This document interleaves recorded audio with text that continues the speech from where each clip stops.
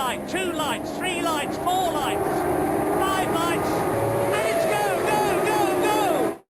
Hello everyone and welcome back to the 5 Red Lights. My name is Aaron, I'm your host, and today we are recapping the Brazilian Grand Prix. Let's dive on in.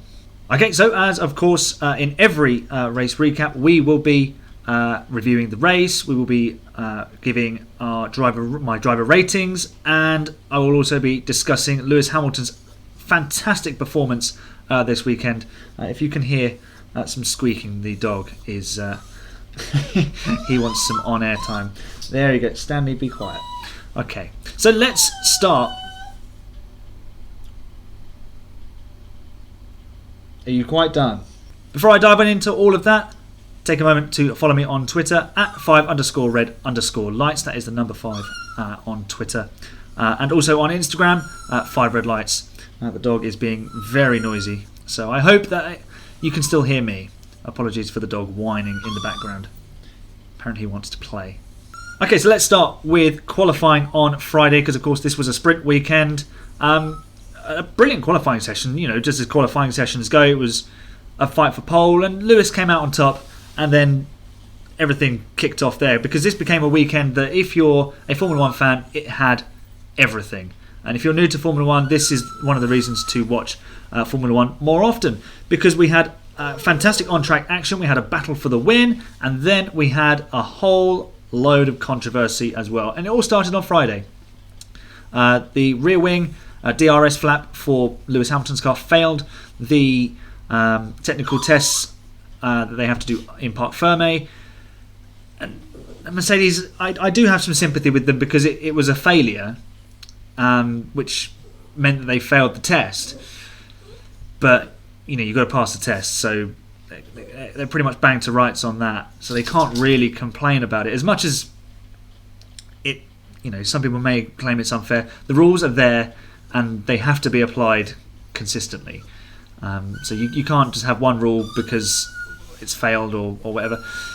Sebastian Vettel was thrown out of the Hungarian Grand Prix in August because he didn't have enough fuel in the car. So that is, it's cut and dry. You either have enough fuel or you don't, and you have to provide a sample at the end of the race. The rear wing opens too much with the DRS, then whether it's a failure or not, whether it's negligible lap time or not, the rules have to be applied. That's just the way it is. That's how sport works. It has to be a completely fair playing field. And I do get Toto's upset about Red Bull changing rear wing parts in Parc Ferme, and that's where he has my sympathy. It might have been 0.2 of a millimetre or 0.2 millimetres, so the gain is minimal, but the rules have to be applied. And as a Mercedes and Lewis Hamilton fan, that you you can't ask for it both ways. It's just not how it works. And also, we wouldn't have got to see such a spectacular drive, because having then started at the back of the grid on Saturday in the sprint, while Valtteri Bottas did the only thing he could do, which was start on the soft tyres and take the lead from Max Verstappen at the start, Lewis pulled off an incredible performance. He was so fired up. He'd have seen Max get away with fiddling with his rear wing. I'm not suggesting for a moment that Max actually did anything, but he did break Parc Ferme sporting rules. So yeah, maybe Mercedes were a little bit burned by that, and maybe not getting as much of a penalty in Max's direction. But Lewis fought back just as a champion should, and he was absolutely incredible. He was just on another level on Saturday. 24 laps, 15 positions. Okay, he was 16th by turn 1, but he still had to make a good start, and he played it. He played every single game he could in the book this weekend. He was slow to the back of the grid and made sure he had nice hot tyres. And obviously, Max starting on the mediums on pole position, the temperatures would have dropped. And I'm not an expert on how the tyres would have worked, but I'm guessing that the softs would have kept their heat a little bit better. and then obviously they're just a little bit more grippy. So not only did he help himself, he helped Valtteri get the jump on Max at turn 1 for the sprint.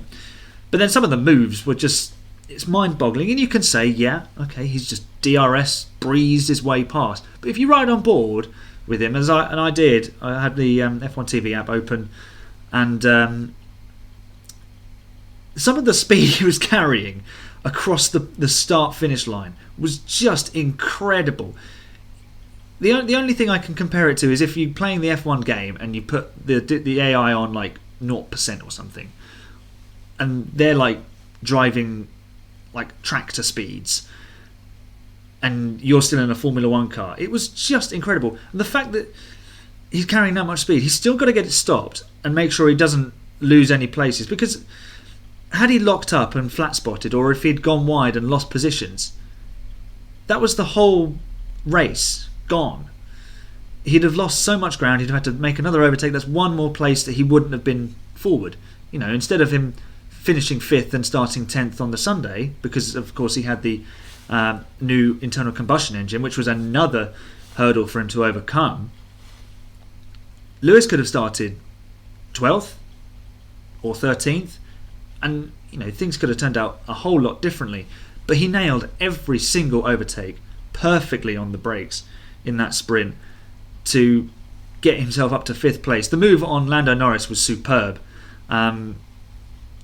Late lunge, that's the way to do it in Brazil, and it's been seen year after year after year. Get a good run, and if you can dive to the inside, then do it. Surprise them late on the brakes. And also we would then see as well on Sunday against Max and against Checo how Lewis would also attack into that first corner. But his prowess on the brakes, we've seen it the whole way through his career. I've been lucky enough to be able to see his entire career, and he has just been phenomenal on the brakes. Starting 10th then on Sunday afternoon, a fantastic start. Lap 5, he's already up to 3rd. Of course, Bottas was going to move out of the way after losing the lead. We'll cover Bottas in a minute when we go through the driver ratings. But Lewis was just, again, a man on a mission. Checo did his best, and to be fair to Checo, once he'd lost the position the first time, he fought back and made Lewis sit another lap behind him in the middle sector. But Lewis then got the job done the next time around, and it was game on. Lewis had to use, and the Mercedes team had to use a little bit of strategy. They went for the undercut, but they were never close enough to actually overtake. Even if he hadn't been stuck behind Ricciardo on the pit straight, I don't think he'd have got past. It just wasn't enough speed in the car to make up 4 seconds. So really it was a strategic ploy to put him in range, to then maybe go for the undercut again. Obviously Max had got wise to that, but the thing is, Max didn't have the straight line speed, and Lewis knew that if he could attack quickly, he would be able to get within DRS range and perhaps go for it. He didn't quite get close enough. They had to manage that middle sector of the race and wait for the second round of pit stops. But really, it was they put the frighteners on Red Bull, because they made Red Bull pit early and do a longer stint than they really should have done on the second set of hard tyres. And the Red Bull was wearing out its front tyres a little bit more than the Mercedes was, and Mercedes had an absolute rocket ship on the onto the main straight. So it was a pretty bad combination for Mercedes. For Red Bull. It was a potent one for Mercedes. We'll cover the Max and Lewis non-collision but running off track shortly. But it was a fantastic duel for the win, and this is what we wanted to see for many years, a real proper wheel-to-wheel battle for the World Championship. We had a really good couple of years in 2017 and 2018 between Lewis and Sebastian when Seb was at Ferrari, but they never really went wheel-to-wheel on the track together. It was usually one at the front and one just behind. They never went wheel-to-wheel in the way that Max and Lewis have done. They did go wheel-to-wheel, literally in Baku in 2017. But I think once Lewis got inside Seb's head, Seb was a beaten man in the end. But Max, just love it or loathe it, he just won't lay down and let that happen. He fights back, and he fights every inch of every corner. No quarter asked, no quarter given. And we saw that with the way he defended on lap 48. Personally, it was past the limit. And I'm going to make a separate video as to why I think the stewards didn't need the front-facing onboard camera from Max to decipher that he had overstepped the mark and it was at least worthy of investigation. Yes, they didn't make contact, and Lewis did a brilliant job to avoid it. But Max running them both that far off the track it's a very dangerous precedent to set, because if you think about the penalty that Sebastian got in Canada 2019, there was a wall there, and he didn't really drive Lewis towards the wall. It was just the way he rejoined the track and he closed off the space, in a way that was probably basically it forced Lewis to put on the brakes, and it was what it was on that day. And you can argue forever and a day as to whether Seb really did deserve the penalty, but end of the day it was given, and that is the precedent that's been set. You cannot drive other drivers off the track. Go back to Austria this year, and we want to see them racing. Let them race. There is no reason why a driver can't force another driver to the outside of the track. Had Max just put Lewis on the curb or just past it, as you see that in that picture, if he'd put him just onto the rumble strips between the curb and the yellow paint for the Pirelli sign, that's all fine, because Max takes the racing line. That's the normal, natural racing line for that corner, and Max would there on the inside controls the corner. So obviously I'll do a separate video discussing a bit deeper in my thoughts of that, but I think it was a bit past the point. Lewis kept his composure, got the job done. He snookered Max, to be honest, and forced him to defend into turn one when Max really didn't need to. How many times do we hear Martin Brundle say he's just defending fresh air? And it was very similar to the way Kimi Raikkonen set up Giancarlo Fisichella in Suzuka 2005, all those years ago, to snatch victory on the last lap. Very similar in its execution. Obviously, different circumstances, different racetrack layout, but very similar in the way it was approached. And Lewis romped to victory in the end. A fabulous win. He was just in a class of his own.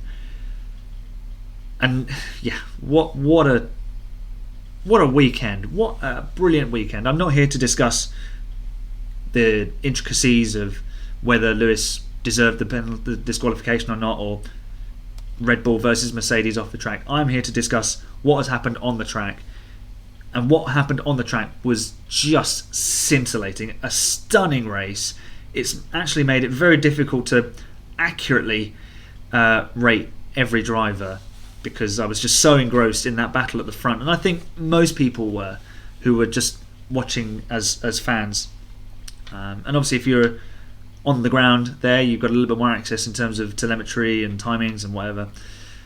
But just a stunning race. And this is what Formula One should be all about. Yes, you need a little bit of sideshow and circus to spice up the action, because then it makes the battle for the win, even more, a little bit more. Think the needle between Mercedes and Red Bull. It's kind of similar to Arsenal and Manchester United in the late 1990s and 2000s in the Premier League, where every match they played was very combative. It meant everything because it would ultimately decide potentially who won the league that season.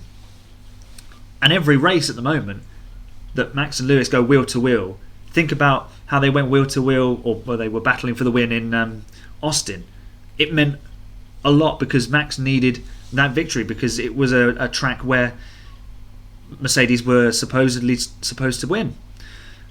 And then I didn't see Mercedes winning this weekend in Brazil. I thought Max would be away at the front, and Lewis had a tough fight on his hands, and especially with a 5-place grid drop for the engine change. I'll admit, I thought that was very close to the title being swung completely in Max's favour. As it is absolutely game on. 14 points the difference, and remember those 3 points for fastest lap as well. There is an incredible scenario where Max and Lewis could enter Abu Dhabi tied on points. Max would be in the lead by virtue of having an extra win, because he's got 9 this season, and Lewis can only reach 9 even if he wins the last 3 rounds. But if he wins the last 3 rounds, he wins the World Championship, and that's his aim. He's just got to go out and deliver as he did in 2016 when he was chasing down Rosberg. Go out and win every race. It's not obviously going to be that easy because Max is a ferocious competitor and has a very fast car. But we are in for an absolutely incredible finale to the season. Just scintillating. What a race. And Lewis, just a man on a mission, a man on another level, absolutely displaying all the qualities of an undoubted greatest of all time driver.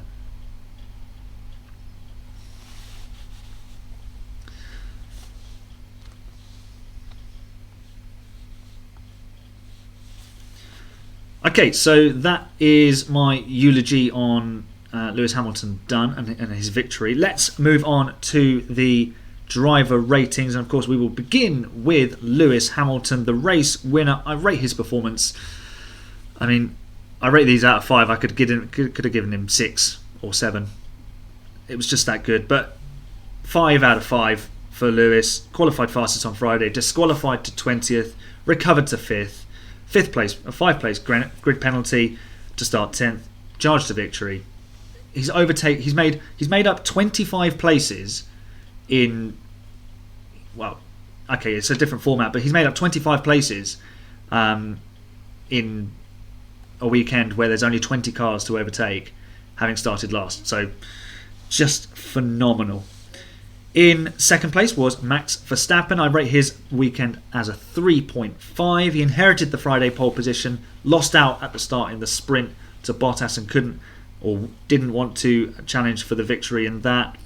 It made amends at lights out on the Sunday, but he was powerless to resist Lewis Hamilton despite his best efforts. Valtteri Bottas came home in third, an important third place in terms of the Constructors' Championship for Mercedes versus Red Bull. Rate his performance as a 3.5. He did what he needed to do in the sprint, but a poor start on the Sunday scuppered any slim chances he had of victory. Had he got away in the lead and then pulled out a gap to Max, because I don't think Max would have been able to catch him if he'd got anywhere near him, or if Bottas had got away. I think if Max had DRS, he might have been able to challenge for it, and obviously strategy.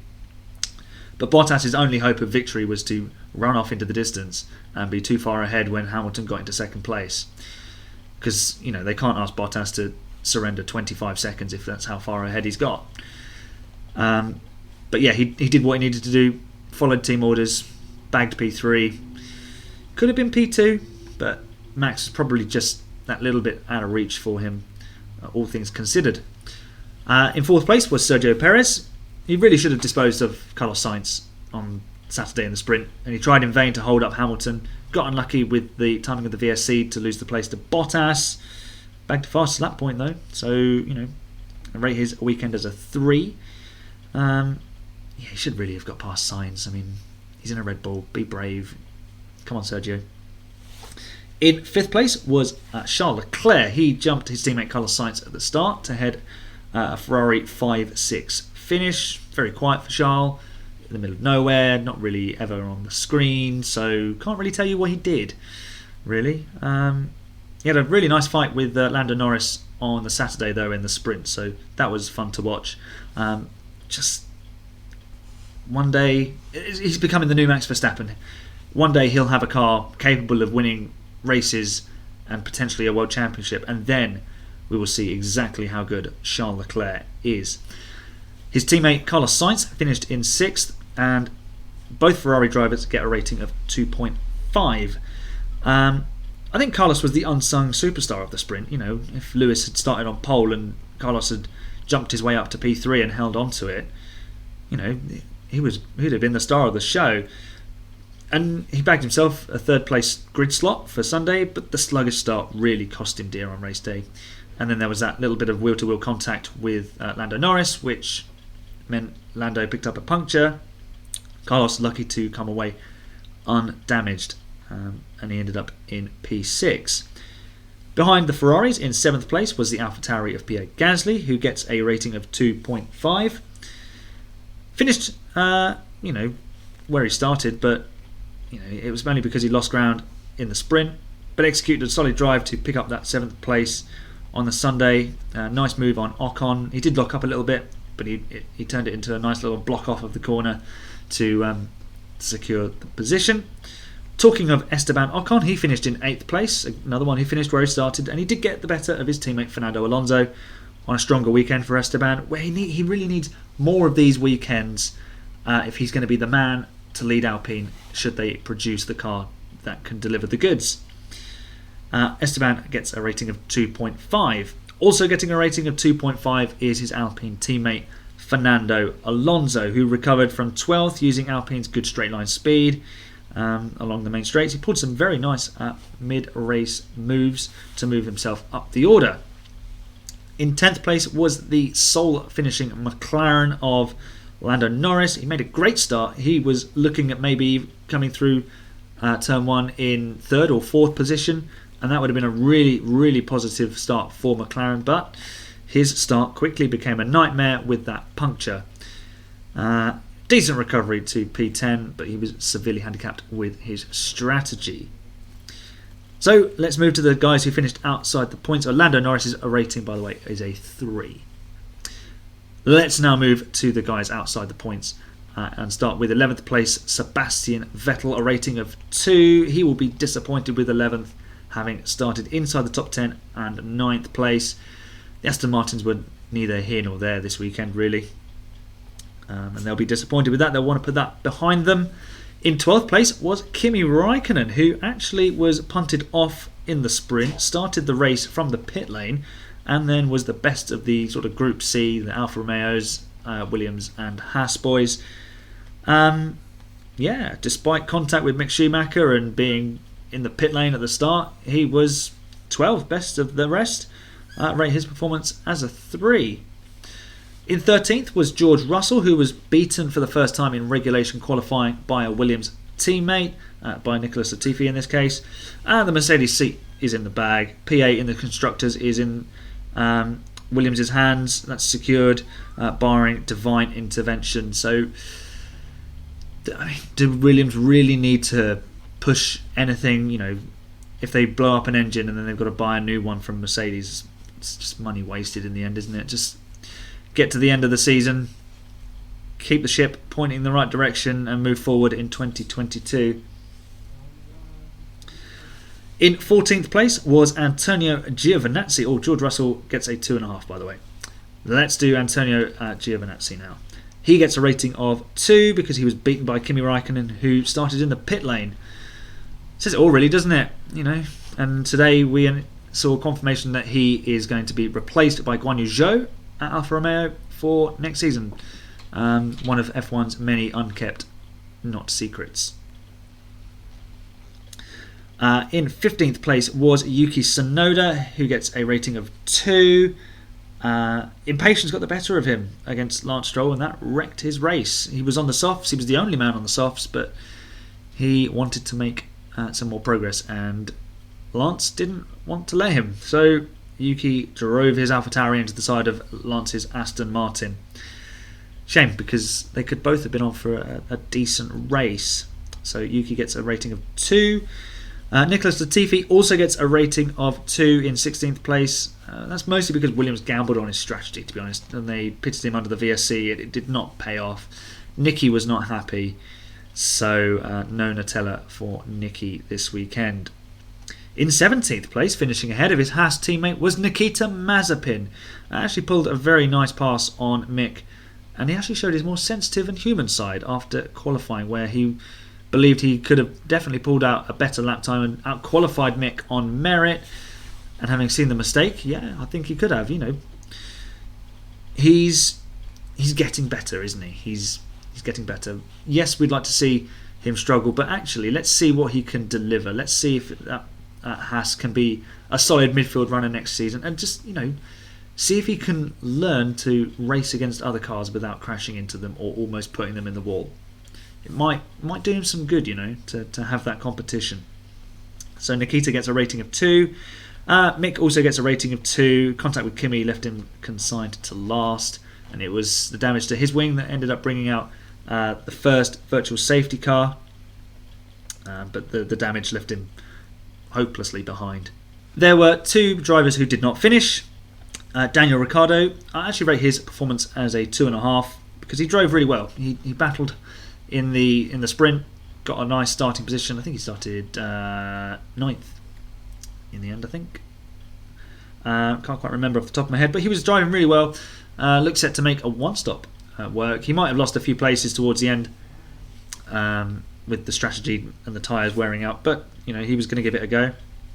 Ultimately, his car failed him, and Lance Stroll, who was shedding parts after his collision with Yuki Tsunoda, he gets a rating of 2 because once the car's damaged, there's not much more he can do with it, and in the end they retired his Aston Martin.